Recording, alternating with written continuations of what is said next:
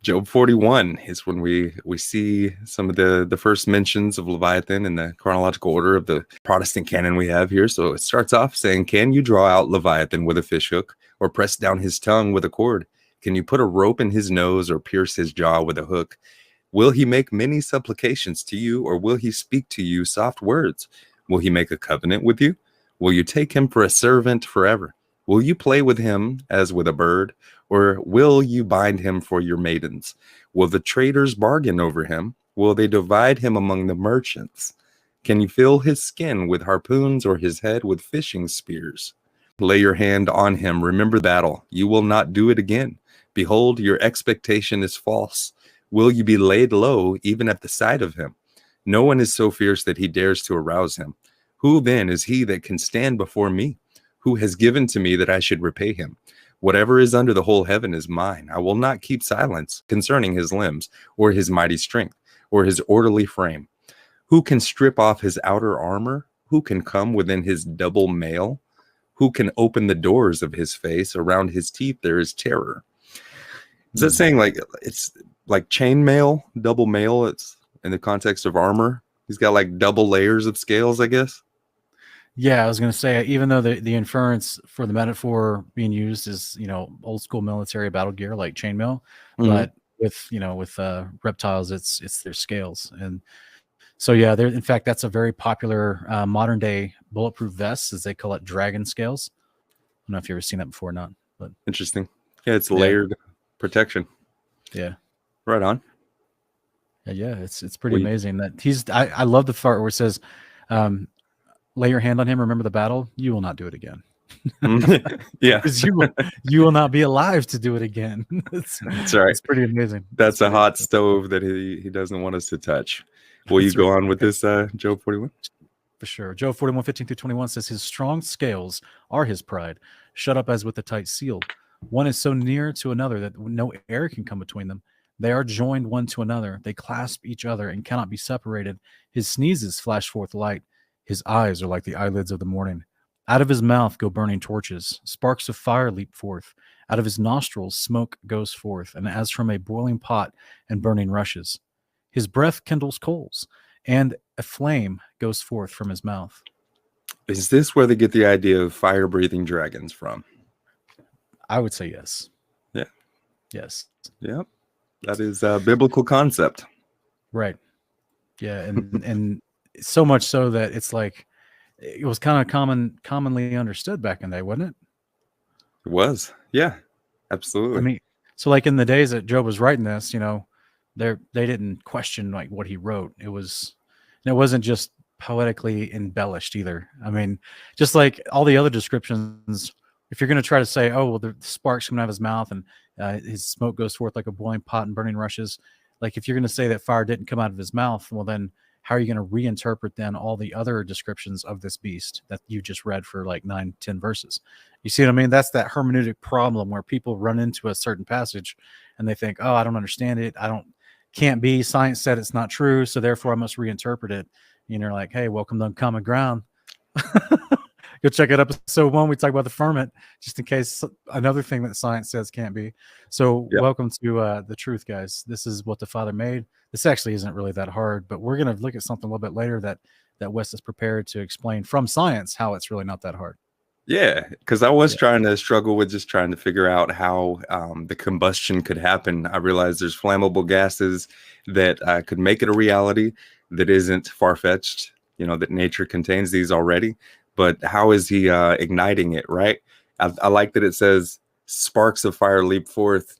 Yeah, it sneezes, flash forth light. There it is. Yeah, so like sparks come out. I wonder if he has to sneeze before it can be, before he can trigger the fire breathing. Yeah. So that the combustion can happen. And his eyes are like the eyelids of the morning. So this is why usually the depictions are showing that his eyes are glowing. But from my understanding, like most snakes and like animals in the wild, their eyes actually are really shiny when you put light in them. And so it looks like, like you see the animals, just his two eyes, you don't see the body at nighttime. It's pretty amazing how, I don't know how that works, but that would be my first natural understanding of that phrase. I don't think fire actually comes out of his eyes, but hey, I could be wrong. Hey, yeah, very well could be. I'm not going to put it past our creator. Right. It's typical of animals that can see at night that they're able to. They have like a reflective nature to their eyes already. You can see them when you Sure. shine light on them. So he would be able to need to see through the dark if he was deep under the ocean. He would need to Yes. see to Yeah. hunt his prey and whatnot. Like a natural night vision eye, like a lot of animals do already have. Job 41, 22 through 28 says, "In his neck lodges strength, and dismay leaps before him. The folds of his flesh are joined together, firm on him and immovable.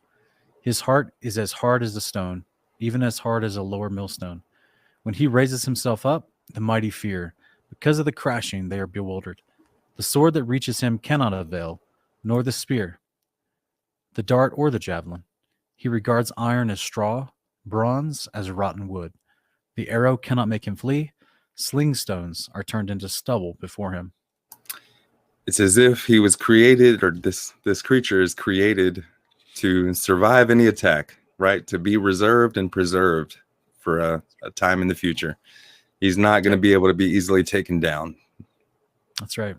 Yeah, I think about modern technology. There's what they call tank busters, which are basically these high velocity metal javelin rods that are propelled at high velocity and that shoot through a tank, and they will shoot from one side to the other.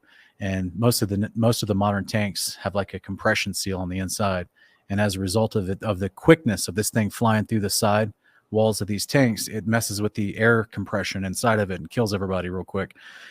And it's brutal, right? But that's a tank. And this claim here is that this animal, his scales air can't even get through that. And iron is like straw compared. So like even if you had a javelin shot at high speed from a modern day projectile weapon from the military, it might not penetrate its scales. Good grief. He's made of like diamond or something. Right. It's crazy. Job 41, 29 through 34 says, "Clubs are regarded as stubble. He laughs at the rattling of the javelin. His underparts are like sharp potsherds. He spreads out like a threshing sledge on the mire. He makes the depths boil like a pot. He makes the sea like a jar of ointment. Behind him, he makes a wake to shine. One would think the deep to be gray-haired. Nothing on earth is like him, one made without fear.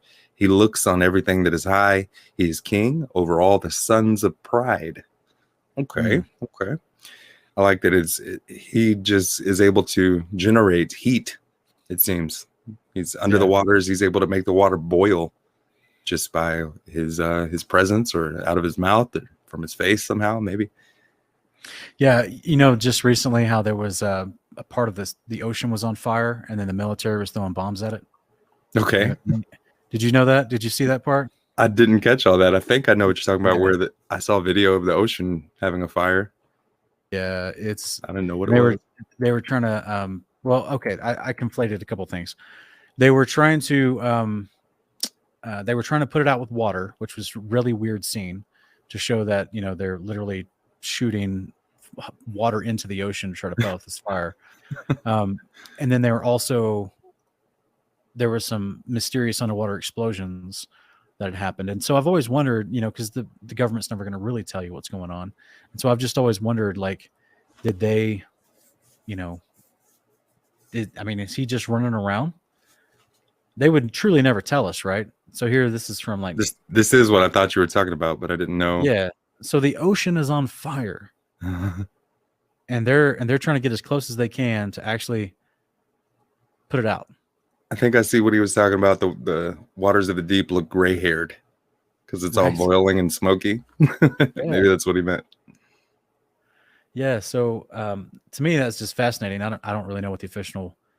I think the official story. I don't remember what the official story was, but definitely wasn't Leviathan. But it just makes me think of, if you can turn the ocean if you can make it boil, well, what's going on there? Right. Yeah. Maybe that was Cthulhu or one of the other kaijus coming out. We'll see. Right.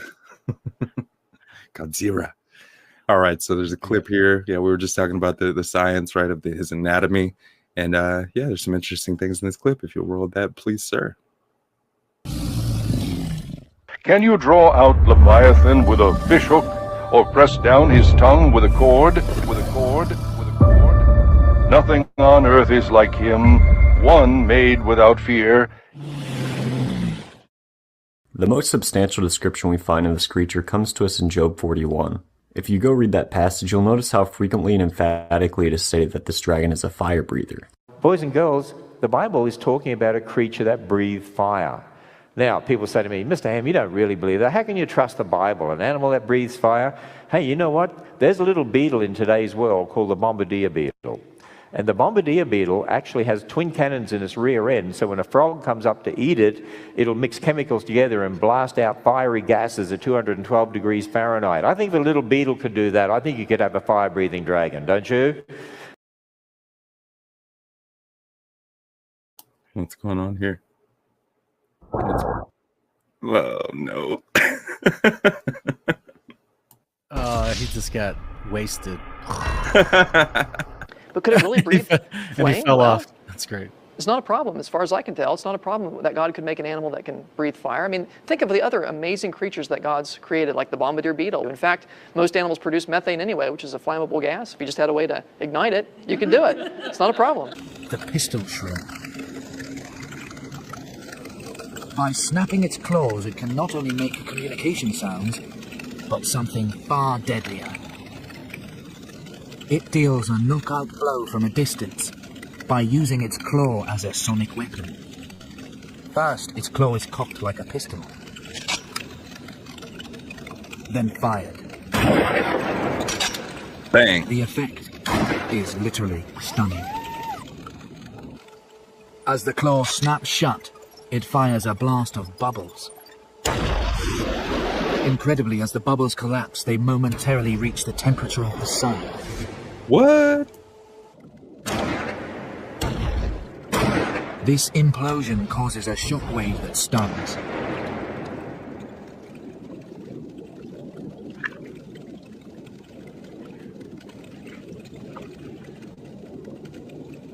Wild, So- right?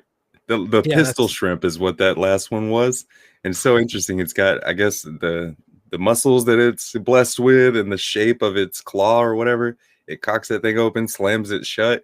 And did you hear that? They said that the rushing of the air and the water molecules that it creates from that can temporarily, in a split instant of a second, I think, they say it reaches the temperature of the sun. So super heated. Wait. When did they go to the sun to test the I temperature? know. I'm amazed. Apparently really super hot. They could have just said that, but I'm sure there's someone at home right now going spectrometers. Sorry. Anyway, yeah, no, they don't work like that. You can't just like that. We don't have like a meat thermometer just to point at the sun and be like, oh, it's 1 million Kelvin. No, it just doesn't work like that. That's clearly a conjecture. That's just a guess. But it does remind me of Star in a Jar. You remember that experiment? yeah, sonoluminescence. Yep. They said the same thing. At the moment the bubble collapses, it creates intense heat up to 1800 degrees. Yep, that's right. And that is hot enough to create fire. And so now we can see that something God has created is capable of creating extreme temperatures. So it's not so far fetched. That's right. When my stomach's bubbling, I know it's 1800 degrees in there. The Macids, though. Ugh. Maybe you had some Leviathan fillet or some Behemoth burger. That's right. Yeah. Imagine how hot his acids are if what's coming out of his mouth. Or anyway, so we got more to talk about. More scriptures describe these characters, and one that's fascinating is this book that was not put in the American canon. It was put in the Armenian canon. Or Armenian. Armenian canon, yep, in 1667. It was put in there because they'd already had Syriac translations of it going all the way back to the 3rd century AD. Was the earliest copy, at least from my research. So they ended up putting in their canon as well, because a lot of people don't realize there's multiple canons from the different, Eastern Orthodox and regular Roman Catholic churches and all the different offshoots that are throughout the history. And the Catholic Church used to persecute the Armenians because they had different different expressions of their faith, as well as different books in their canon. So that's right. And when yeah, we say that, guys, we're not talking about like, other Bibles around the world, including like the Quran or the no, books of Mormon or you name it, right?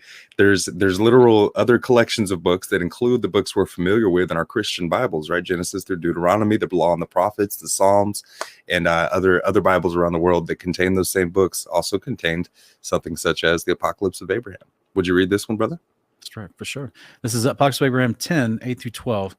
I am called Joel by him who moves those who exist with me on the seventh expanse over the heavens. Guys, that word expanse means firmament.